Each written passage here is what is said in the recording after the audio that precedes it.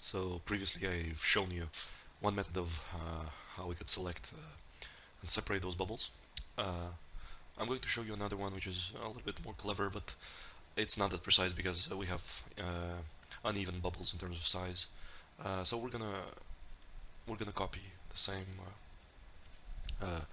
wrangle as we had before, but this time the bubbles attribute is going to be point attribute, and I'm going to blast away a bunch of points from the mesh. Yeah, we're going to choose points, and what I'm going to do is just select the points that are at the center of each kind of bubble, and yeah, so each bubble has like a kind of a central point. I'm going to try to approximate this and try to find one that is interesting. Okay. Okay, so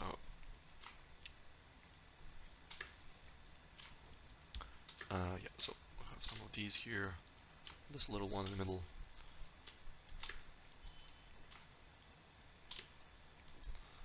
So yeah, so I've selected a bunch of those points. Yeah, and then we click enter, delete non-selected, so you have a point cloud now. Also, oh yeah, I forgot. You know, when I duplicate nodes, I just Alt and left mouse click drag the node to the side, so it duplicates it.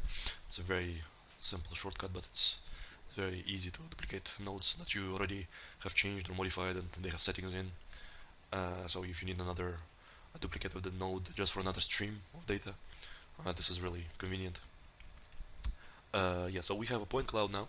We're gonna enumerate that point cloud again, like last time, and I'm gonna just enumerate all those points. It's gonna be a point class attribute.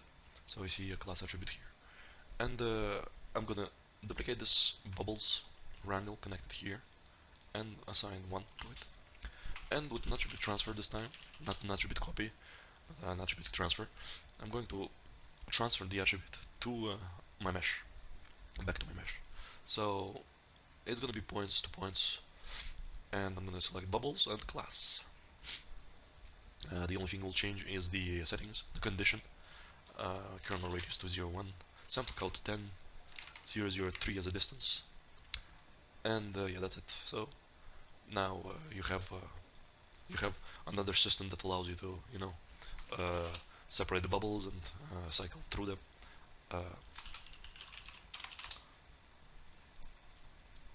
So as you see, I can separate the bubbles now, and with the settings from the attribute wrangle, the attribute transfer, I can really fine-tune how big the size of the bubbles is.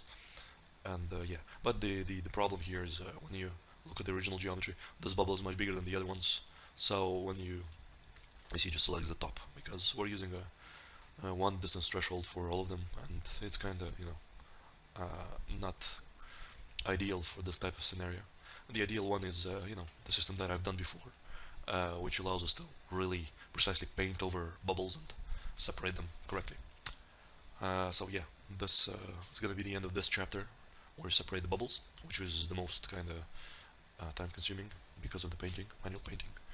So see you in the next one.